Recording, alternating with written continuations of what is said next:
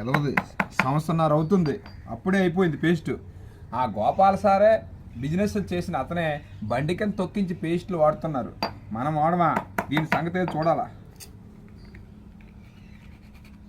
ఇలా తీసుకొని ఏమిటో ఇంట్లో అసలు బాధ్యత లేదు బొత్తిగా. సంవత్సరన్నరలో వాడేశారు. ఏంటి రాదేమిటి? మొన్న అగ్గిపెట్టి తెచ్చాను, నెలన్నర క్రితం. అగ్గిపెట్టి అయిపోయింది.